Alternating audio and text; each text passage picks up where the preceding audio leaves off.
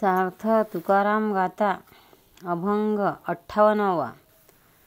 बाईल सवाशीन आई आपण पितराचे ठाई।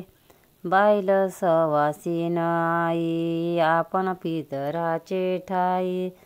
थोर वेच झाला नष्टा अवधा अपसव्य चेष्टा। थोर वेच झाला नष्टा अवधा अपसव्य चेष्टा। विषयाची चवर्णी केली आयुष्याची गाळणी। विषयाची चवर्णी केली आयुष्याची गाळणी। तुका म्हणे लंडा नाही दया देव धुंडा। तुका म्हणे लंडा नाही दया देव धुंडा। बाईल सवासीन आई आपण पितराचे ठाई। थोर वेच झाला नष्टा अवघ्या अपसव्य चेष्टा। अर्थ एका अधार्मिक स्वार्थी माणसाविषयी तुकाराम महाराज म्हणतात, एका माणसाने आपल्या आईबापाचे पक्ष केले, त्यावेळी आईच्या ठिकाणी सुवासिनी म्हणून स्वतःच्या बायकोला बसविले आणि पित्याच्या ठिकाणी तो स्वतः बसला। अरे नष्टा, असे करण्यात तुझी मोठी हानी झाली आहे, कारण हे तुझे कर्म शास्त्राला धरून नाही। तू सगळे आयुष्य विषय चघळण्यात घालवलेत। असे जे मूर्ख अधार्मिक आहेत त्यांच्यात अगदी मुळीच दया नसते आणि ते दगडाला देव मानतात। सार्थ तुकाराम महाराज गाथा अभंग 59वा। दाने कापे हात नावडे तोची मात। दाने कापे हात नावडे तेविसी मात। कधी चावटीचे बोल हिंग क्षीर मिथ्या पोल। कधी चावटीचे बोल हिंग क्षीर मिथ्या फोल। नाव जाती पाय तीर्था म्हणे वेचू काय। नव जाती पाय तीर्था म्हणे वेचू काय।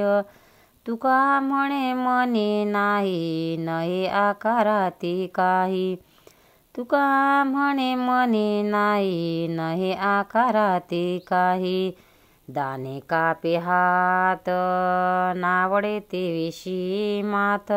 दाने कापे हात नावडे तेविसी मात। अर्थ स्वार्थी माणसाबद्दल तुकाराम महाराज म्हणतात, ज्याचा हात दानधर्म करण्याच्या वेळेस थरथर कापतो। दानधर्माची गोष्ट कोणी बोलायला लागला तरी ती त्याला आवडत नाही। दुधामध्ये हिंग घालणे जसे अनुचित असते, तसे त्याचे भाषण अप्रासंगिक व चावटपणाचे असते। जो तीर्थयात्रेला कधी जात नाही त्याला त्याच्या न जाण्याचे कारण विचारले तर माझ्याजवळ पैसा नाही असे कारण तो सांगतो। यावरून असे दिसते की जर एखाद्याला एखादी गोष्ट आवडत नसेल तर काही केले तरी ती तो करीतच नाही। मन प्रसन्न असेल, श्रद्धा असेल, आवड असेल तरच माणसे परमार्थ करतात किंवा सत्कर्म करतात। बळाने त्यांना करायला लावण्यात काही अर्थ नसतो। सार्थ तुकाराम महाराज गाथा अभंग 60वा। वळी तेजे गाई त्याशी फार लागे काही। वळी तेजे गाई त्याशी फार लागे काही। निवे भावाचे उत्तरी भलते एके धनीवरी। निवे भावाचे उत्तरी भलते एके धनीवरी। ना लगती प्रकार काही मनाचा आदर। ना लगती प्रकार काही मनाचा आधार। सांडी थोरपणा तुका म्हणे संवेदना। सांडी थोरपणा तुका म्हणे संवेदना। वळी तेजे गाई त्यासी फार लागे काही। वळी तेजे गाई त्यासी फार लागे काही। निवे भावाचे उत्तरी, भलते एके धनीवरी. अर्थ: तुकाराम महाराज भोळ्या भाबड्या भक्ताबद्दल म्हणतात. गोकुळातल्या गोपाळांना देवाला प्रसन्न करण्याची साठी अनेक उपचाराची जरूर पडली नाही. भावभक्तीने 2 शब्द बोलले तरी तेवढ्याने हरीच्या मनाला समाधान होते. जसा पोटभर जीवन एखादा तृप्त होतो, तसा त्याचा प्रेमळ शब्दांनी कृष्णाला आनंद होत असे. देवाला संतुष्ट करण्यासाठी त्याला मोठ्या मानाने वागवणे, त्याचे आदरातिथ्य करणे असे त्यांना काहीच करावे लागत नव्हते. देव आपला मोठेपणा टाकून अशा गरीब भाबड्या लोकांबरोबर प्रेमाने राहतो. सार्थ तुकाराम गाथा अभंग 61. मित्र केला महाबळी, कामा नये अंत काळे. मित्र केला महाबळी, कामा नये एक अंत काळे. आदि घेरे राम नाम, सामा भरी हा उत्तम. आदि घेरे राम नाम, सामा भरी हा उत्तम. नाही तरी यम, दात खातो कर कर. नाही तरी यम, दात खातो कर कर. धन मिळविले कोंडी, काळ घेतल्यान सोडी. धन मिळविले कोंडी, काळ घेतल्यान सोडी. कामा नये हा परिवार, सैन्य लोक बहु फार. कामा नये हा परिवार, सैन्य लोक बहु फार. तव वरी तुमचे बळ, जव आला नाही काळ. तव वरी तुमचे बळ, जव नाही आला नाही काळ. तुका म्हणे बापा, चुकवी 84च्या खेपा. तुका म्हणे बापा, चुकवी 84च्या खेपा. मित्र केला महाबळी, काम नये अंतकाळी. आदि घेरे राम नाम, सामा भरी हा उत्तम.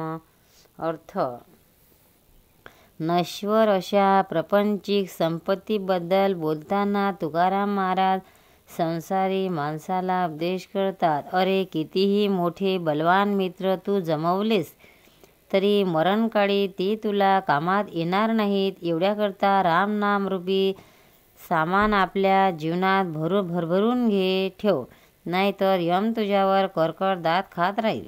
कितीही धन मिळवलेस तरी काळ हे हरण केल्याशिवाय राहणार नाही. कितीही मोठा परिवार असला, सैन्य असले, मोठा जनसंग्रह असला तरी मरणाच्या वेळी काही उपयोगास येणार नाही. तू आपली शक्ती, बळ, पराक्रम जोवर काळ तुझ्याजवळ आला नाही तोवर मिरवशील. अरे बाबा, तुझ्या मागे लागलेल्या ज्या जन्ममृत्यूच्या 84-80 लक्ष योनीतील येरझारा आहेत त्या तू चुकव. सार्थ तुकाराम महाराज गाथा अभंग 62. सुख पाहता जवा पाडे, दुःख पर्वता येवळे.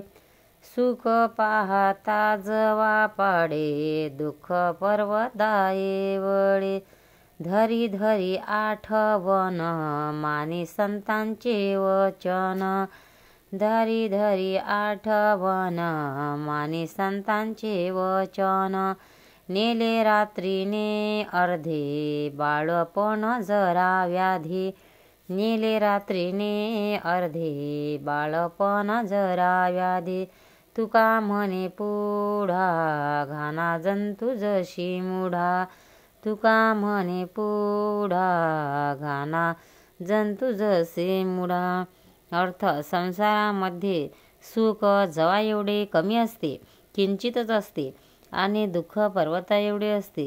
हे मोठे सत्य सांगून तुकाराम महाराज प्रपंचकांना उपदेश करतात की तू संतांचे वचन मान, त्यांची नेहमी आठवण ठेव.